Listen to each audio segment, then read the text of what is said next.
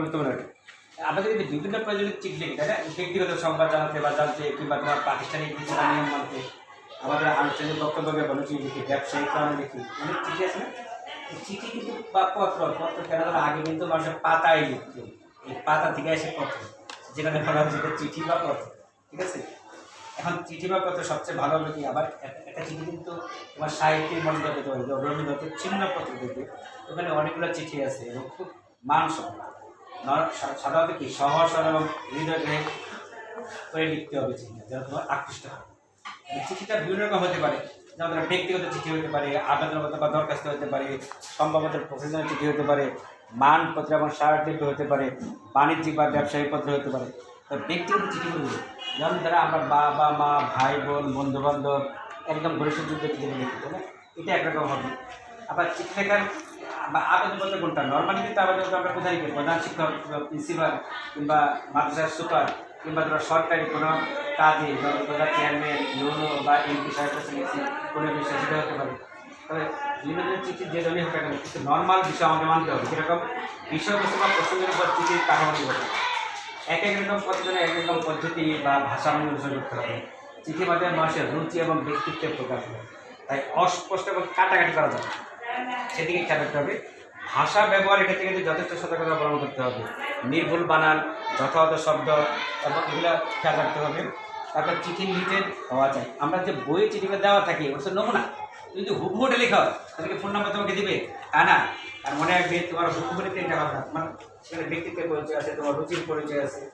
এখন চিঠি কিন্তু মূলত দুইটা অংশ, একটা তোমার শিরোনাম বা বাইরের যে অংশ আমলে, এটা তো শিরোনাম। আবার ভিতরে অংশে কিন্তু পাঁচটা পার্ট, ভিতরে পাঁচটা পার্ট কিরকম, যেমন একটা তোমার মঙ্গলসূত্র সপ্তাহ আগে লেখা হয়তো, চিঠির মাঝখানে ঠিক এলাহি ভরসা লিখতো, 786 লিখতো, বা হিন্দু থেকে ওমা শ্রী হরি লিখতে লাগলো। তারপর হচ্ছে স্থান এবং তারিখ, স্থান এবং তারিখ কেন, এই যে স্থান এবং তারিখ, আমি যেখানে যিনি প্রেরক উনি যে লিখছেন তার ঠিকানা লাগবে, তারিখ লাগবে। তারপর হচ্ছে তোমার সম্বোধন, সম্বোধনের বেলা কী হবে, সম্বোধনের বেলা হচ্ছে তোমার কোনটা হবে, সম্বোধন বলা হলো তোমার বিশিষ্ট সম্মানিত ব্যক্তিকে এক ধরনের সম্বোধন, তোমার বন্ধুর বেলা এক ধরনের সম্বোধন, এবং তোমার ছোটদেরকে এক ধরনের সম্বোধন হবে। কুশল বিনিময়, চিঠি লিখে গিয়ে তুমি শুরু করবে সমস্যা না, প্রথমত হাই হ্যালো জিজ্ঞেস করবি। তারপরে মূল বক্তব্য কি, এখন চিঠি কেন লিখছো, আম্মুর অসুস্থতার খবরের জন্য, বা ছোটো ভাইকে উপদেশ দেওয়ার জন্য, নাকি তোমার তোমার টাকা দরকার এটার জন্য, কোনটা করো। তারপরে বিদায় বক্তব্য, যে আজ আর নয়, বা আমাকে আমার সালাম দিবেন, ছোটো ভাইকে আদর দিবেন, আপনার এই সন্তান যদি তুমি বয়স্ক ব্যক্তি হয়, বিদায়ের সম্ভাষণ, হ্যাঁ এটা দিলে। তারপরে স্বাক্ষরটা কি, যে আপনার এই সন্তান কিংবা তোমার বড় ভাই কিংবা তোমার আপনার ছোট ভাই, এরকম খাম সহ কোনো ঠিকানা, এরকম। এটা ইংলিশটা কেন পরে ব্যাখ্যা বলছি তোমাকে, এই হলো চিঠির বিষয়টা, হ্যাঁ। তারপরে খাম সহ কোনো ঠিকানা কেন বলছে, কারণ ধরো একটা চিঠি যখন তুমি লিখবে, যদি পূর্ণ ঠিকানা না দাও তাহলে চিঠি কি যাবে। আর ইংলিশ কেন দেখাচ্ছি আমি, যখন তুমি বিদেশে চিঠি লিখবে, চিঠি হবে বাংলা, কিন্তু খামটা হবে অবশ্যই ইংলিশে, এবং সবগুলো ক্যাপিটাল লেটারে লেখা। দেখো বাই এয়ারমেল স্ট্যাম্প, এখন কিন্তু বড় বড় পোস্ট অফিসে কিন্তু একটা সিল মেরে দেয়, স্ট্যাম্পার লেখা। তারপরে টু দিবে, নামটা, স্ট্রিট, হোম নং, ঠিকানা, দেশ, এখানে ফ্রম তোমার নাম, রোড নাম্বার, হাউস নাম্বার, এলাকা, বাংলাদেশ। এটা দিয়ে না দাও তাহলে তোমার চিঠি যাবে না। এবার দেখো দরখাস্তের বেলা, দরখাস্ত কিন্তু এক পৃষ্ঠায় হবে, তাই না? এক পৃষ্ঠায় হবে কেন, এই ধারাটা মনে রাখতে হবে। প্রথমে তারিখ দিবে, তারপর যাকে উদ্দেশ্য করে তুমি লিখছ ওনার পদ বিষয় ঠিকানা দিতে হবে, কারণ উপজেলা চেয়ারম্যান হতে পারে, ইউনো হতে পারে, এমপি সাহেব হতে পারে। বিষয়, তিন বিষয় লিখছো, তুমি টিউবের জন্য, নাকি প্রধান শিক্ষকের কাছে ডিবেটিং ক্লাবের জন্য, নাকি তোমার ইংলিশ ক্লাবের জন্য।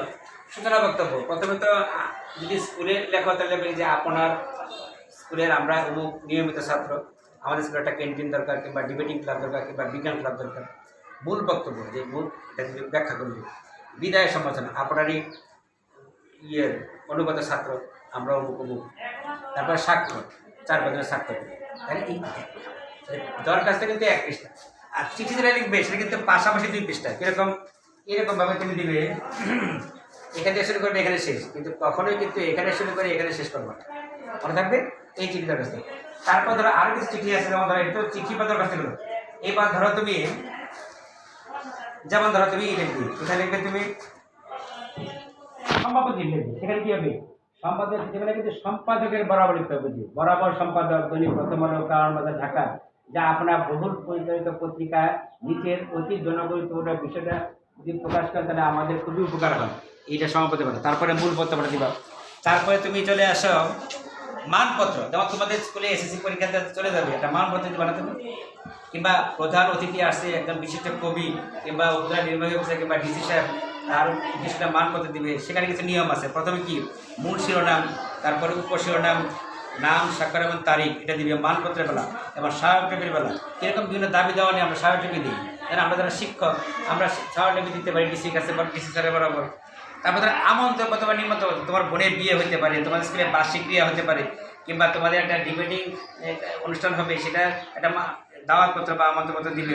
সেখানে কী হবে, প্রথমে সম্ভাষণ, তারপরে মূল পত্রাংশ, তারপরে ইতি বা সমাপ্ত, নাম, স্বাক্ষর, সৌজন্য, ঠিকানা এবং তারিখ এবং অনুষ্ঠান সূচি অবশ্যই তোমাকে দিতে হবে, না তো চিঠি যাবে না। যাবে? তাহলে এই হলো আমাদের আজকে চিঠি, দরখাস্ত এবং মানপত্র, তারপর তোমার কী বললাম নিমন্ত্রণপত্র, এই বিষয়গুলো হলো। এবং তো মনে রাখবে এগুলো যত বেশি চর্চা করবে, আর্টিফিশিয়াল সিস্টেমের ভিতরে যখন করবে অবশ্যই তোমার নাম্বার বেশি উঠবে। সিস্টেমের বাইরে গেলে কিন্তু নাম্বারটা উঠবে না। মনে থাকবে। অসংখ্য ধন্যবাদ তোমাদের। আসসালামু আলাইকুম।